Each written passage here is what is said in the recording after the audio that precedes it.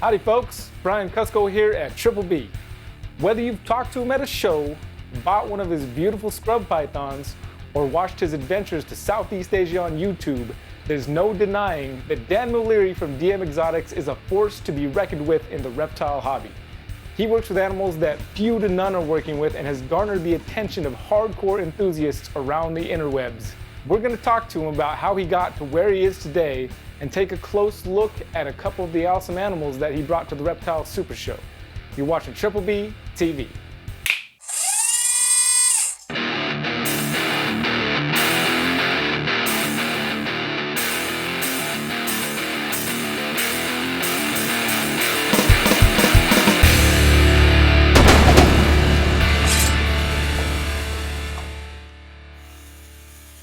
Well, so obviously, I mean, you've been on my channel several times before, but I've never actually gotten to do an actual interview and ask you how you got into snakes. How I got into snakes. It's the same story that everybody else has. I think about 9 years old, camping trip, caught a garter snake, convinced my parents to let me keep it. It's just like everybody else's story, but that's the way it happens. That's just true life. And yeah, I think my second snake was the class gopher snake. My science teacher put it up, hey, who wants the snake for the summer? I got my permission slip from my parents. I rode my bike to school super early. That was my second snake. The third snake to me was kind of noteworthy. I saved up a lot of allowance and I bought my first boa constrictor when I was 15 years old. That was like a big jump, going from like the native stuff, then all of a sudden to some boa constrictors, And then it just got crazy. Started working at a pet store when I was 15 years old.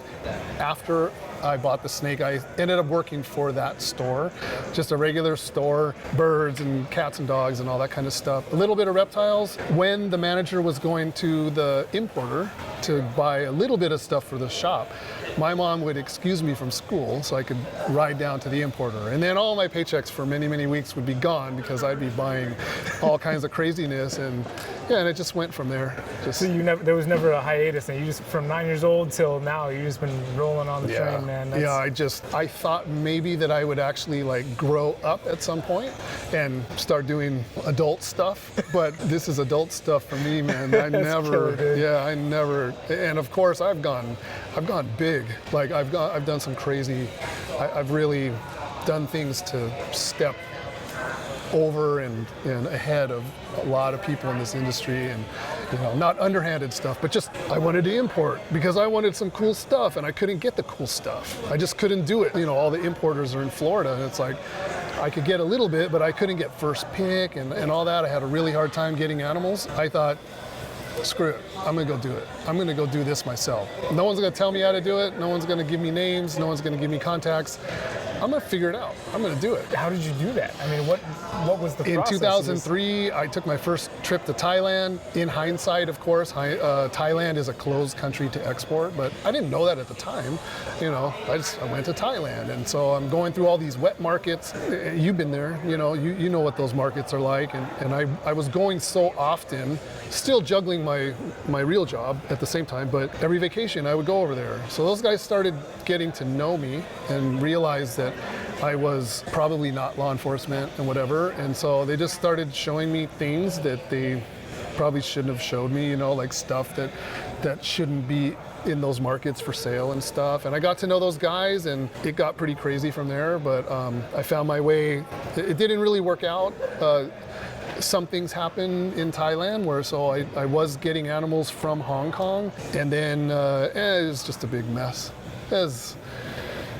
I got mixed up with some mafia kind of thing over there, and I was getting some animals, but the most important thing was that I figured out how to import in the meantime. So even though I wasn't getting the job done that I wanted to, it wasn't like mission accomplished yet, but I was already licensed. I already knew how to get shipments, and I was ready to go. So at that point, it was like, okay, so now maybe that didn't work out, but now I know what I'm doing, or at least I think I know what I'm doing. And so the process is there. I had the means to do everything. And then I found a supplier in Malaysia. We're still like really tight to this day. And then from there, I ended up finding my supplier in Indonesia. And also, same exact thing, we're super tight.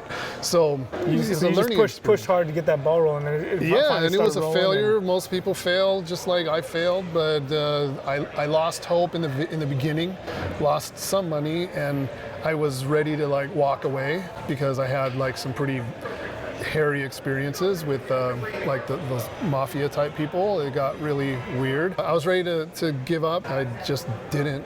I took a small hiatus from that, and then I found my way into Malaysia, and then from there I found my way into Indonesia, and I'm good now. I really don't need to expand because I don't feel like losing any money by trying to do business in some of the other countries that are known for lots of scammers and stuff. So yeah, I'm good. I know the animals you bring in are just, pretty amazing. It's stuff you don't see every day. Yeah. Which is, I know that's your point, is that it's not stuff that you see every day. It's stuff that, probably half the stuff on your table, you're going to be the only person to have that stuff here at the show, right? Yeah, but you know what though? Before I started importing, I was that guy already. I was buying the stuff that was like on the periphery thing, the non-mainstream stuff.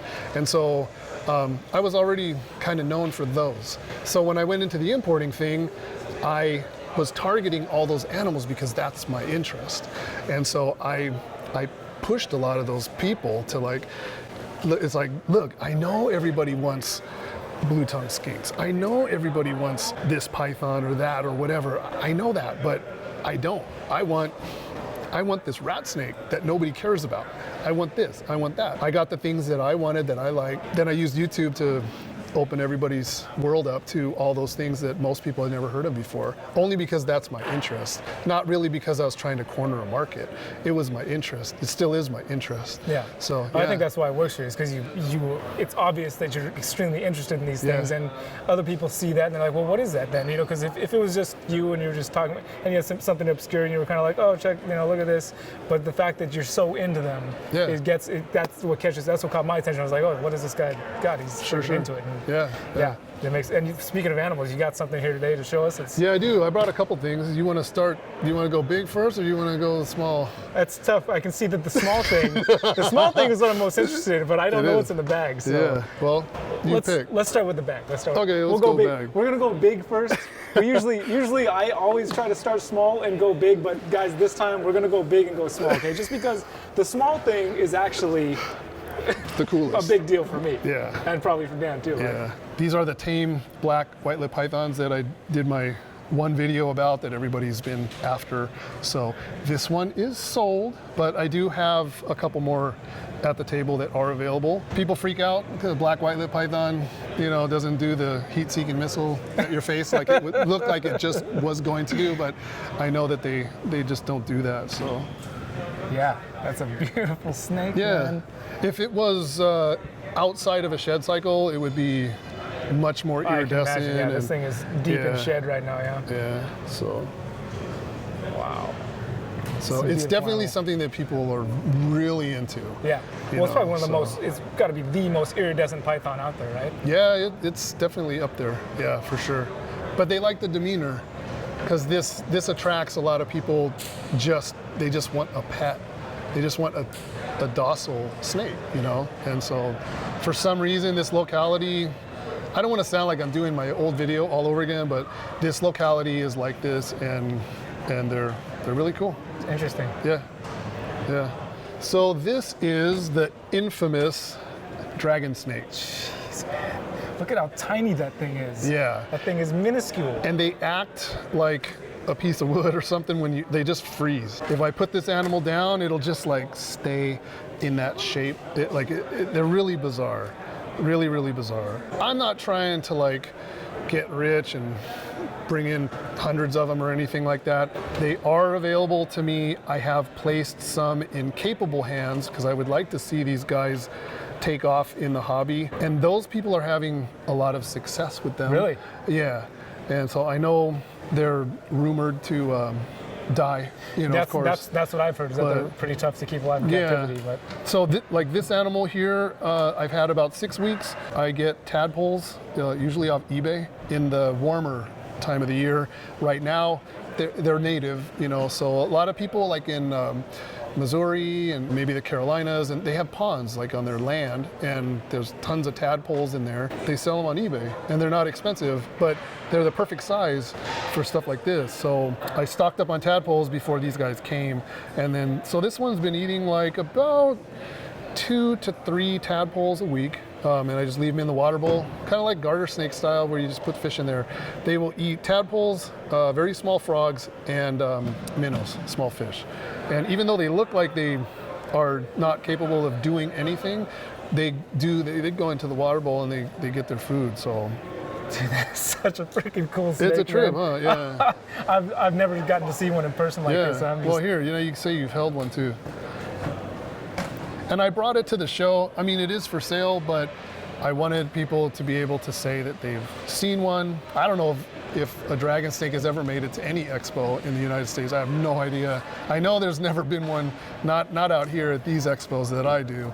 But I just wanted people to see something different. A picture goes up on social media and everyone's like, wow, oh my gosh, I can't believe it. And so now I want people to be able to see them with their own eyes. Yeah, dude, just the way the scales are running down the whole dragon. It looks like a dragon. Yeah, it really does.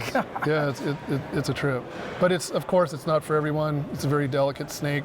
Yeah, I mean, it's the tail. It gets down. That tail is like almost as thin as hair. Yeah, yeah. And it just shed a week ago too, which is perfect timing for the show. So that was cool. But I see what you mean, but it's like a piece of weight. It's just they just moving. like freeze, But they're pretty active at night. I mean, they're not like rat snake active, but racing around high activity level. But they are active at night. I like to spray in the evening before I go lights out. That's usually when I put the food in the bowls as well. Wow. And yeah, when I spray, they get real active. They don't like warm temperatures either, so like to bring something like this to like a summer expo, I wouldn't do it. I think it would just be too warm. But it's perfect. January, I can manipulate the temperature up to whatever I feel like with a thermostat on my table and stuff. So it's awesome. So, yeah, it's cool.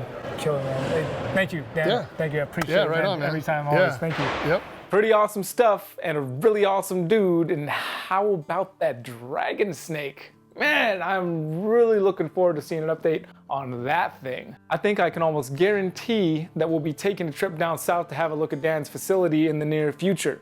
Leave a comment if there is a snake or species in particular that you'd like to see when we do that. While you're down there, you'll find a link to Dan's YouTube channel. Don't forget to smack that like button and subscribe if you want to see more episodes like this one every Monday. You can also check out my personal channel if you want to see what happens behind the scenes here at Triple B. There are links for all that stuff in the description, including how you can get involved with what we're doing here. Next week, we're going to be talking with Ryan McVeigh from Zilla about all things reptilian. Until then, you've been watching Triple B TV. Y'all take care. Seems like a really nice guy, man. Seems really cool guy. Yeah, he is. He's funny. Freaking mess. I'm live. We're live. It's rolling. We're good. Well, y'all ready for this? Okay. And it's